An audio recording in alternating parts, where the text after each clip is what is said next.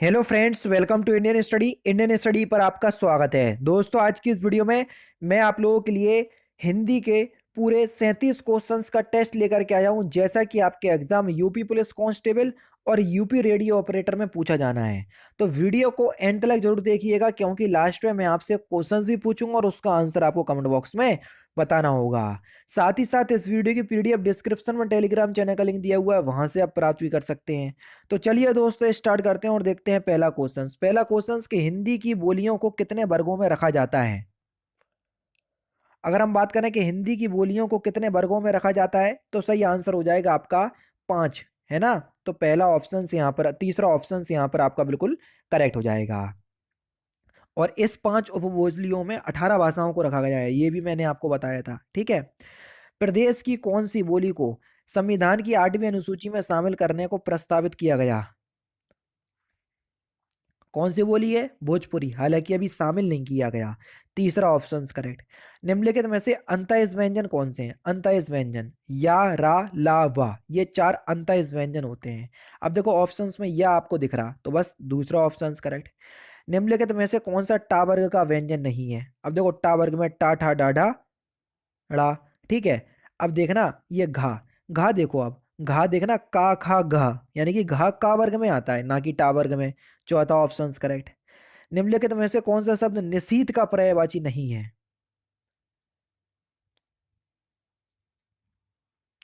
निशीथ का पर्यायवाची कौन सा नहीं है? तम। तीसरा ऑप्शन यहाँ पर आपका बिल्कुल करेक्ट हो जाएगा। क्या हो जाएगा सर? तीसरा ऑप्शन यहाँ पर आपका बिल्कुल करेक्ट हो जाएगा। सूर का पर्यायवाची शब्द कौन सा है? तो सूर का पर्यायवाची शब्द है मार्तंड। क्या है सर? मार्तंड। दूसरा ऑप्शन करेक्ट। अनुपम, अनुपम का पर्यायवाची शब्द क्या है? अनुपम का पर्यायवाची शब्द है अद्वितीय। चौथा ऑप्शन करेक्ट। क्या है सर? अद्वितीय, चौथा ऑप्शन। दोस्तों, आप किसी भी एग्जाम की तैयारी कर रहे हो तो अनअकैडमी पर बेसिकली आपको सारे बैच जो है वो देखने को मिल जाएंगे, लेकिन कुछ बैचेस के बारे में मैं आपको बता रहा हूं जो कि रिकॉर्डेड सेशन में अवेलेबल है।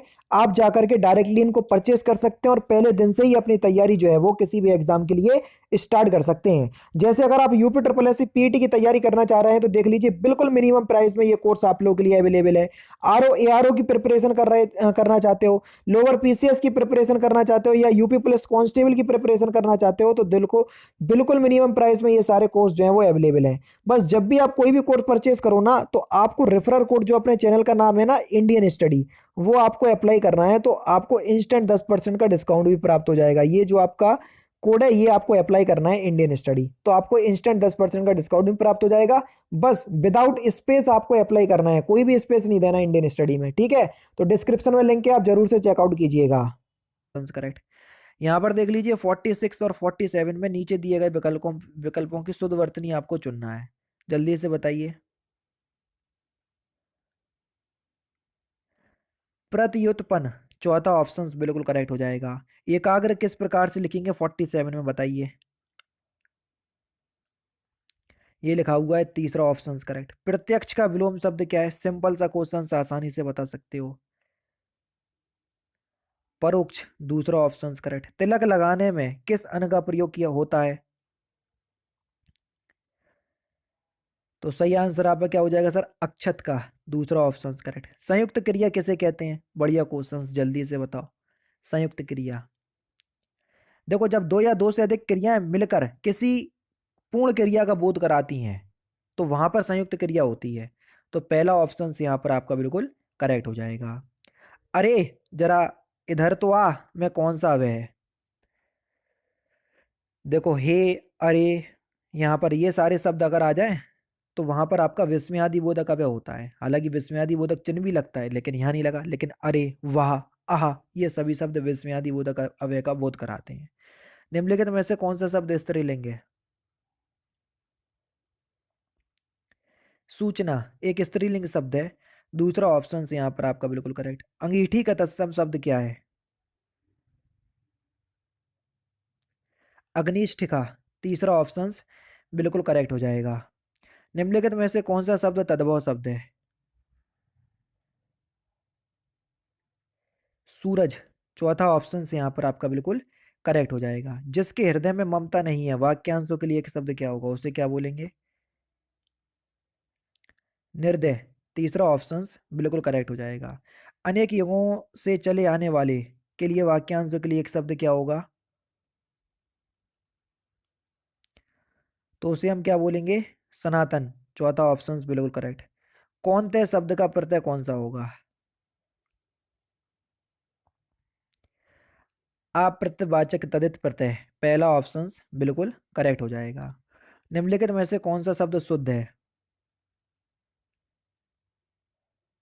दुकानदार ने ताला खोला, ये एक शुद्ध शब्द है, पहला ऑप्शन करेक्ट। निम्नलिखित में से कौन सा वाक्य शुद्ध है? 59। उसने मुझे पास आने के लिए कहा, पहला ऑप्शन करेक्ट। आपने हमें महान कर दिया, यह कैसा वाक्य है?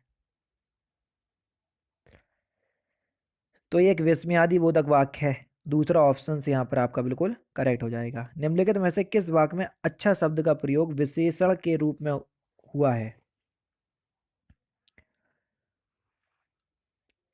यह स्थान बहुत अच्छा है ना? तो यहाँ पर अच्छा शब्द का प्रयोग विशेषण के रूप में हुआ है, दूसरा ऑप्शन करेक्ट। चार पाई पर भाई साहब बैठे हैं, तो आपको बताना है चार पाई शब्द किस कारक में है। देखो पर कारक चिन्ह आया, में और पर कारक चिन्ह किस में देखने को मिलता है? अधिकरण कारक में, तो यहाँ पर अधिकरण कारक होगा, चौथा ऑप्शन करेक्ट। चांदी काटना, इस मुहावरे का सही अर्थ क्या है? चांदी काटना यानी कि अधिक लाभ कमाना, तीसरा ऑप्शन करेक्ट। अकेला चना भाड़ नहीं फोड़ता, इसका सही अर्थ क्या है? तो इसका सही अर्थ हो जाएगा अकेला व्यक्ति शक्तिशाली नहीं होता, तीसरा ऑप्शन करेक्ट। विश्व में स्थायी भाव किस रस में होता है? विश्व में, तो ये किस रस में होता है? तो आपका जो सही आंसर हो जाएगा वह क्या हो जाएगा सर? अद्भुत रस, तीसरा ऑप्शन से यहाँ पर आपका बिल्कुल करेक्ट हो जाएगा। संदेश अनि मधुबन कूप भरे में आपको बताना है कौन सा अलंकार है इस पंक्ति में? इस पंक्ति में आपका अतिशयोक्ति अलंकार है। अतिशयोक्ति अलंकार कहाँ पर होता है? जब कोई बात बड़ा चढ़ाकर की जाती है तो वहां अतिशयोक्ति अलंकार होता है। ऊंचे घोर मंदिर के अंदर रहने वाली, ऊंचे घोर मंदिर के अंदर रहती है मैं आपको बताना है कि किस अलंकार का उदाहरण है।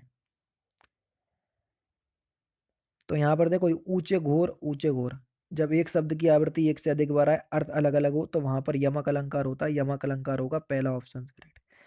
ब्रज की कुमारिका वे, लीने सुख सारिका, बढ़ावे कोक करी कानी, केशव सब निभाही। तो आपको बताना है कि उपयुक्त में कौन सा छंद है। बढ़िया क्वेश्चन से बता सकते हैं आसानी से।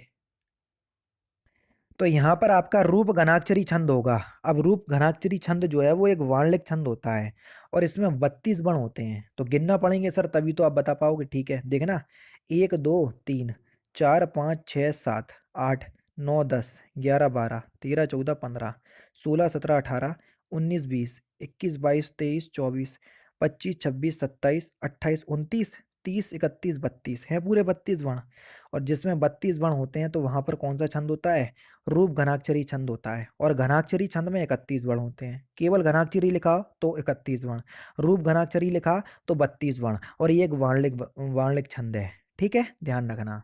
हिंदी काव्य रसों की कुल संख्या कितनी है? देखो ये क्वेश्चन से एक बार और हो चुका, रिपीटेड क्वेश्चन है।